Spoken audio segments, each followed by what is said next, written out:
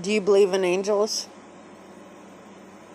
Do you know that there are angels here walking around with us every day?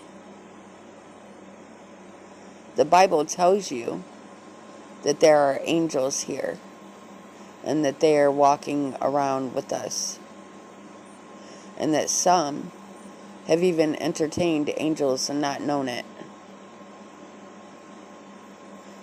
So be wise with what you say and what you do to people, because you just never know. It could be an angel. I want you guys to watch these videos.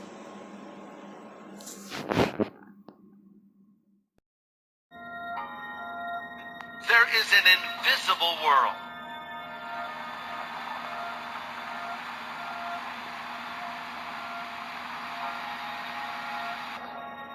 It's hard for us to believe that because we live in the natural world.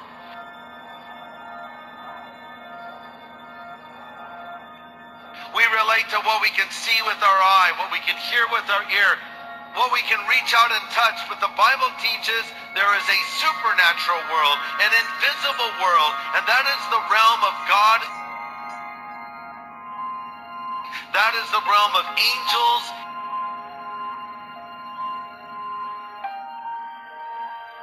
And it is all around us right now. If we could somehow pull back the veil, if you will, it would blow our minds to see what we would see.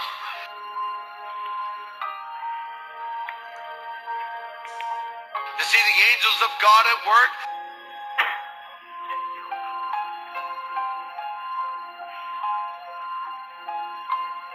To see all the spiritual activity swirling around us at any given moment.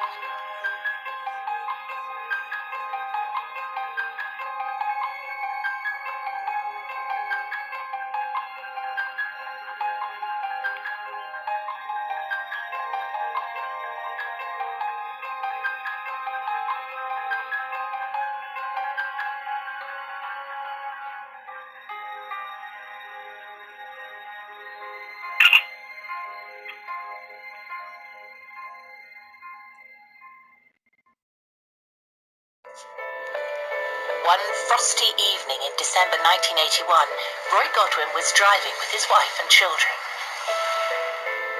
We were travelling on a main road, quite a wide main road, through a forest. And suddenly there were four headlights side by side, immediately in front of us, one car overtaking the other. I instinctively pulled the car to the left onto the grass verge, but the car that was in front of me hit us head on. It was very serious indeed. I was quite clear that I was dying. Both the police and an ambulance came. Smoke started to come up from the front of the car, and they needed to get everybody out. They couldn't get me out because I was well and truly trapped in there. Roy believes that whilst he was waiting to be freed from the damaged vehicle, something quite miraculous happened. I was alone in the car. Suddenly through the darkness came a figure, and he walked very steadily and clearly straight between the trees, through the forest, which was impenetrable, certainly at that time with brambles, but he walked in a straight line, straight to the side of the car, and he climbed in. The seat was covered with broken glass, but he simply sat there. He was wearing a coat with a hood up, didn't see his face, but he put his arm straight across my shoulder. It felt as though I'd been plugged into the mains. This incredible force and power was just continuously flooding through me. After a while, the ambulance men came over and said that they were taking my family off to hospital. And at that point, this person who was sitting by me climbed out of the car and said with a very strong and clear voice, "Stop." And he said to the ambulance man, "You're to bring his wife over here to him." And they brought her over to me. And then he spoke to me. He said, "Man, you are to know that your wife and children and you as a family will be together again and whole and you are to disregard anything else that anyone tells you. What was the reaction of the doctors when you got to hospital and they saw your injuries? I was wheeled straight into theatre, and they asked me to sign a form giving them permission to amputate my left foot and lower leg. And I couldn't give them that permission, because all I could hear was, you are to disregard anything that anyone else says. You and your family will be together and you'll be whole. And so I didn't have my foot amputated, and I have it today, and we're doing very well together. One of the things I was concerned was that because of the seriousness of my injuries, I dreamt it all, as it were. But some weeks after the accident, the police turned up unannounced, and they had two questions. Given the extent of the damage to the car, they wanted to know whether I had any explanation as to how it was that I was still alive. And then their second question was about the figure who was in the car with me, who had carried such authority that they had unhesitatingly obeyed it. It seems to me as though God sent an angel to help me. I knew I wasn't abandoned. I knew I wasn't on my own. I was clear that God was going to carry me through where I was, and I felt loved.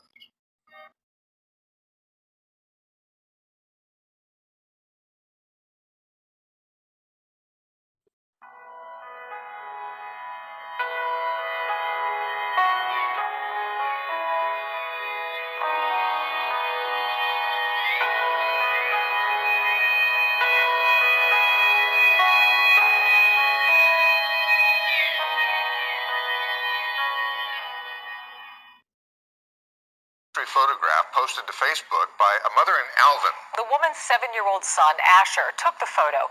He captured the image out of an airplane window. When the mother saw the picture, she immediately thought it might be Asher's guardian angel. Our Chip Brewster has their story. This is Asher. He just got back from a trip to Washington, D.C., lives here in Alvin, Texas, and you've become a semi-famous photographer.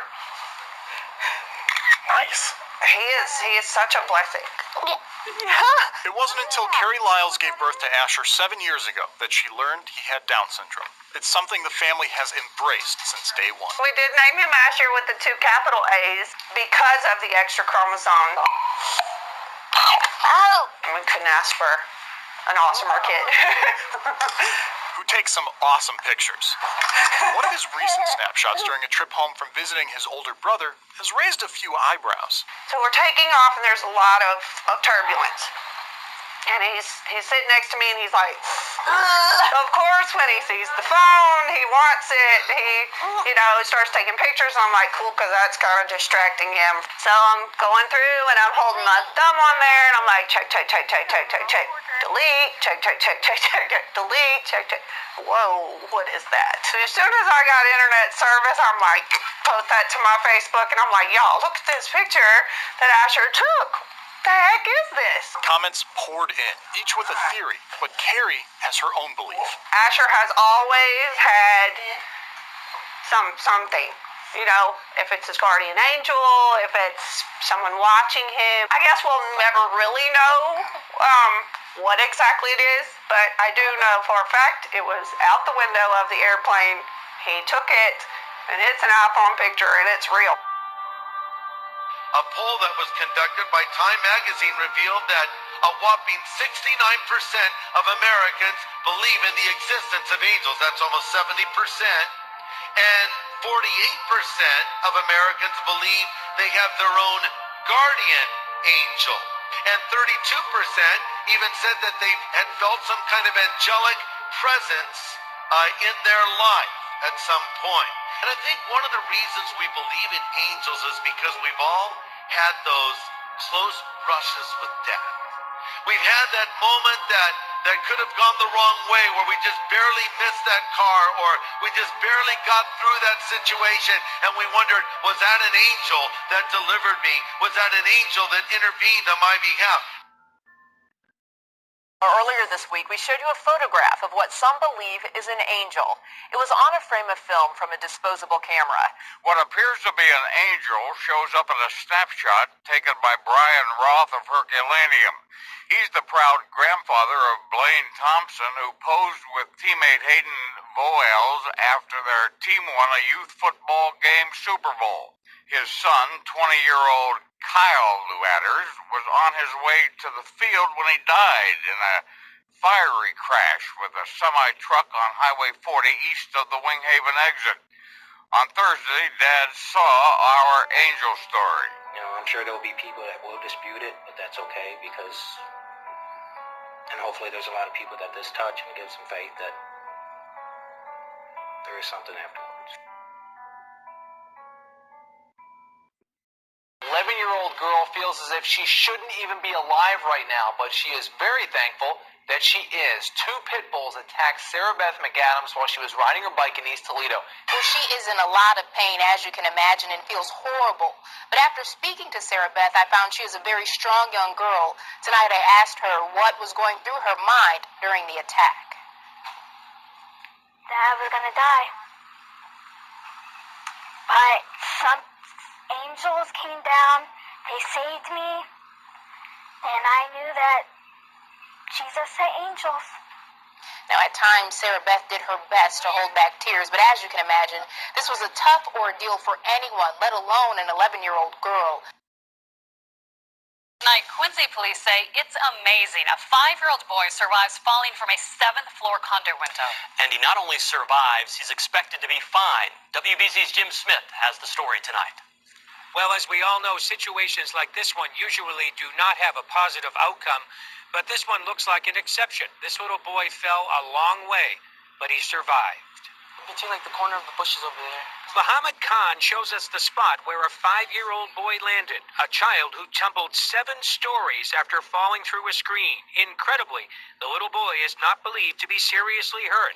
Muhammad actually saw the boy fall right past his own window. I heard something by my window and it fell down like really fast. So I thought it was like something random, so I just ignored it. And then a few seconds later, I heard the lady screaming like at the top of her lungs. And I actually saw a kid on the ground, so I was like, oh my god, a kid fell. Then I went back to the balcony and then I actually saw the kid like get up and he started walking. His fall was broken by the screen he fell through and a shrub. He's expected to be okay. Neighbors at Captain's Cove condos in disbelief. It is like a miracle. I think his guardian angel was definitely there. It was his blessed day. An angel caught him. They didn't get a broken bone. It's like a miracle. One former FBI employee was among the first responders at the Flight 93 crash site. In the past 10 years, she's never been able to go back there. Now she's sharing her story, and one unusual thing she says she saw. Lily Leonardi spent years working as a street cop, but nothing prepared her for what she saw in that field outside Shanksville 10 years ago. There was stuff hanging out of the trees. There was debris everywhere. It felt like somebody sucked the life right out of me. And then she says she saw something remarkable. The angels started appearing on the perimeter of the crash site. That's right. The FBI official says she saw angels, dozens of them, at the Flight 93 crash site. They were dressed as if they were in warrior garb, like a Roman centurion. And there were so many of them you couldn't see their faces. At the time of the disaster, Leonardi was the Community Affairs Coordinator for the FBI in its Pittsburgh division. When she initially arrived at the crash site, she told the Associated Press that, quote, "The biggest thing for me is that there were no bodies there. I'm used to crime scenes, but this one blew me out of the water. It just looked like the ground had swallowed up the plane. That's when I started seeing the shimmery lights," she said, "and it was kind of misty, and that's when I first saw the angels there. And I didn't say anything to the guys because you can imagine if I would have said I just saw angels on the crash site, they'd have called the office and they would have said she's lost her mind, tell her to go home." So Leonardi kept what she saw to herself for nearly 2 years. Then she finally told others, including her former FBI supervisor, Kenneth McCabe. "I believe her," McCabe told AP. "I know she believes 100% that's what she saw. I know she's a sane person, so I'm not going to discount what she says she saw." A Harrison woman barely got away when her 2003 Chevy Impala exploded. For KY3 News, I'm Steve Grant. I'm Lisa Rose.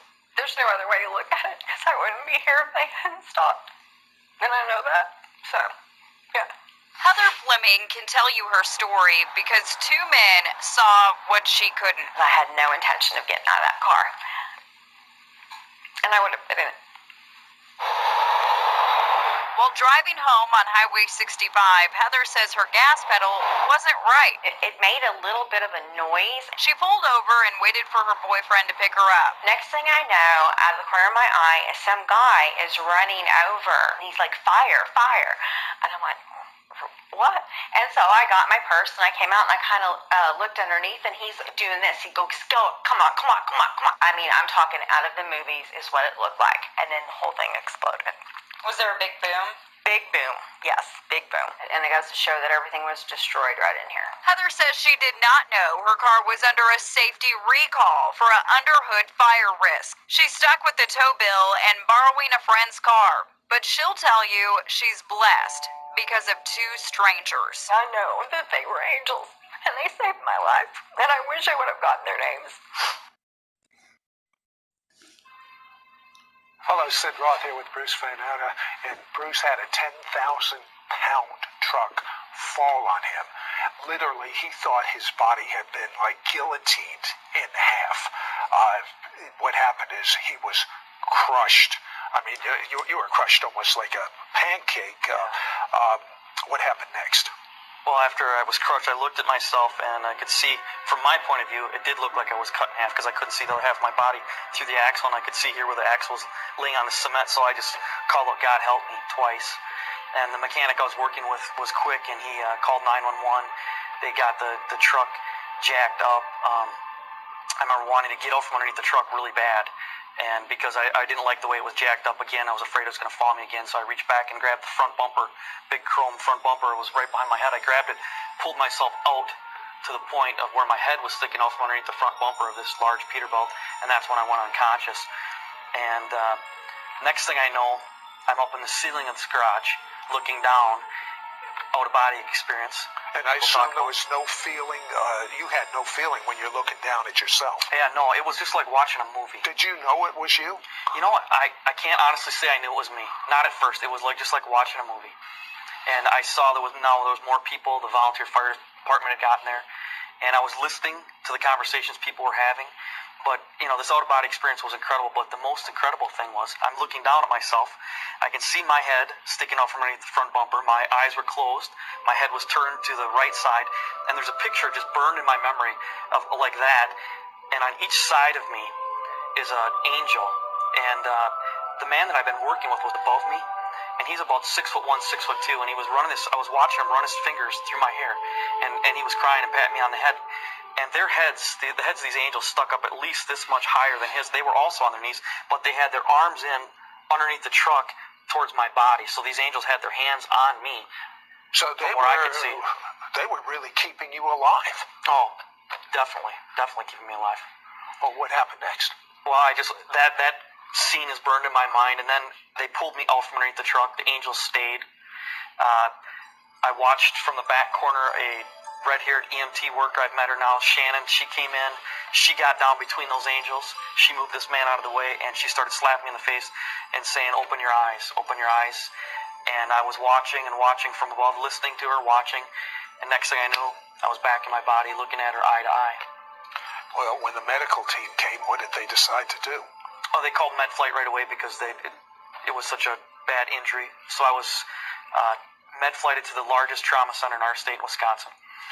Now, you told me that you should have bled to death. Yeah, what do you mean? The doctors told me because of my injuries, off your heart, your mesenteric artery and your mesenteric vein, superior mesenteric artery, superior mesenteric vein, come down, feed your lower half of your body, and it was completely severed. Not pinched, not torn, but completely severed, both of those in multiple places, plus other veins. And so they said, with my injury, I should have bled to death in 8 minutes, 10 minutes top. In fact, we were told by several doctors now that they can find no other cases anywhere ever ever of anybody ever living from those injuries, because they always come in dead on arrival, because it's like having arteries like size of garden holes cut. You told me they were amazed you even lived. Oh, completely, because it was an hour and 40 minutes from the point of the accident until they got me to the hospital. I was in trauma for an hour before I lost all blood pressure, and they rushed me into the OR, which I should have lost all blood pressure right away at that 8 minutes. In fact, they put in my doctor records, my medical records, they put in 18 units of blood, which is about 8 liters. The body holds about 5 liters, 5 to 6 liters. So they put in more. That just tells you, as they were putting in, it was just coming out, leaking into my cavity, my stomach cavity. So it's a large miracle that I... And what will you see in the photo in our next story? That is the question tonight in one north suburb, after a woman says she took a picture inside a church chapel and came home with so much more in that image. WGN's Julianne Rowe has a story from Glenview. Last Friday at 2:40 in the afternoon, Maureen Kent was praying, kneeling in the chapel. She had an idea to capture a picture of this, the body of Christ on display. So I took my iPhone out, no flash. I was not trying to be disrespectful or create any issue, and I snapped a simple picture. There was nothing simple about it. Instead, she got this, a big, bright, glowing image hovering next to the altar. She was blown away. I didn't see anything with the naked eye that was bright white or anything, but it did appear in the picture. No doctoring her digital device, she promises. There's a place on a lake, a great lake, that is like no other. It's just a miracle moment, she claims, and Kent doesn't feel the need to do it again to prove anything. But another woman did try to capture the same shot. Days later, here's what she found. The same image, same place, different day, we're told. If you want a closer look, here they are, side by side. The parishioners we spoke with all believe the apparition is an angel. No one involved, including the church pastor, is interested in authenticating the heavenly image. Is it a shadow, a reflection, or could it be something more? I guess that all depends on who you ask. For now, an unexplainable vision left to everyone's interpretation.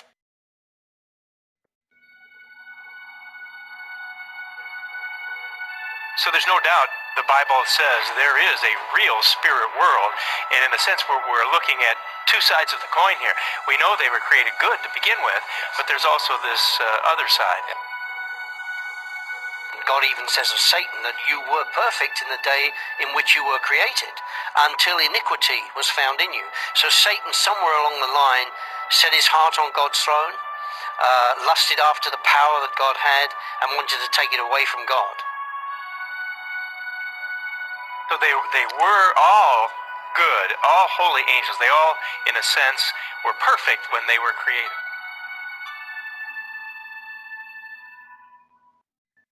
One out of every other person in this country claims to have been protected from harm by a guardian angel. A woman cries out over the approaching death of her husband. I was crying, and I just wanted somebody to help me.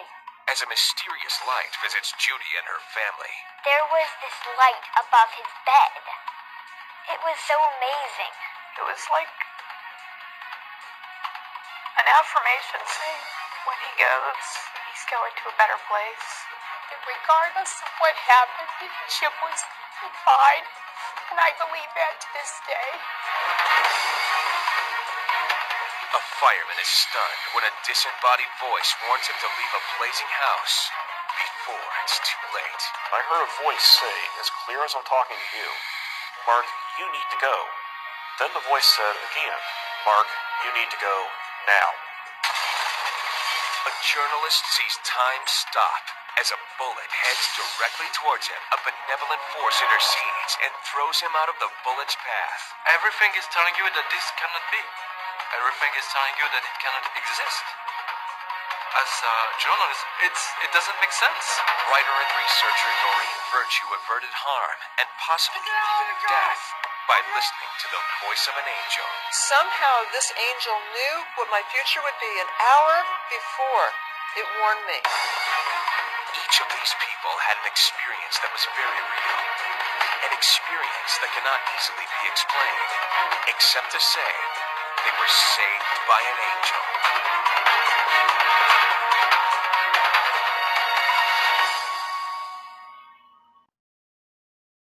January 2016, Nick was sitting in a window seat on a commercial flight from Austria to Ireland when he looked out the window and saw what he believed to be a human standing on the clouds at 30,000 feet in the distance. Bewildered, he grabbed his camera and started photographing. As the jetliner got closer to the image, the man could focus and zoom in closer on this unidentified object standing on a cloud. Nick asked some people sitting next to him to look out the window and tell him what they thought it was. He thought he might have been hallucinating, but the other people sitting near him said they saw the figure too. Nick said that the image was visible for about 2 minutes until the jet passed by.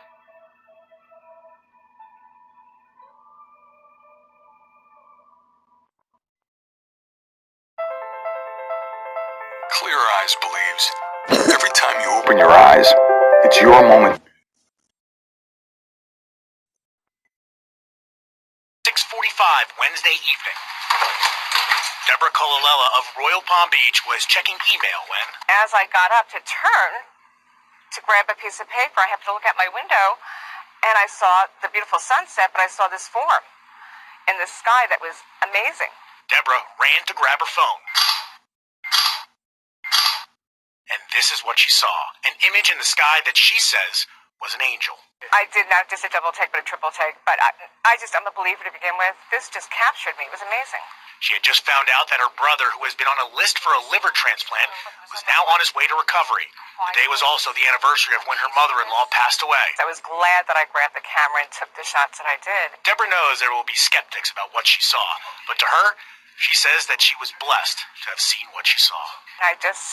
I couldn't get it out of my head, and I still can't, because there are blessings that occur every day, but you don't see these signs every day.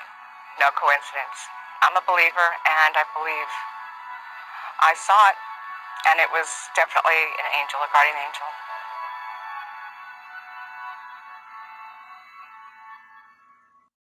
From one miracle to another, a local family is counting its blessings. Their daughter is cancer-free, and they have a photo that they say proves God was watching over their child.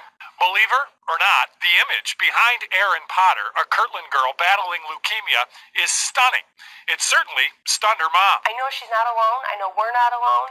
And people who don't want to believe it, that's okay. The picture of Erin with sparklers was taken in her backyard by a friend just after the family learned that Erin's cancer was back for the third time, and she was facing a second bone marrow transplant. I didn't necessarily see it as a sign that Erin is fine and going to make it walk out of this. But what I took it as a sign of is, we're watching over her. Just after the picture was taken, Erin had that transplant. Right now, she's cancer-free. So you guys know that people are going to be skeptical, and that doesn't necessarily bother you. You want people to believe whatever it is they want to believe when they see that picture. Whatever happened, I knew there was something pretty powerful and special there with us. I definitely have my moments where I'm falling apart and I'm terrified. And I literally will grab my phone and I stare at that picture.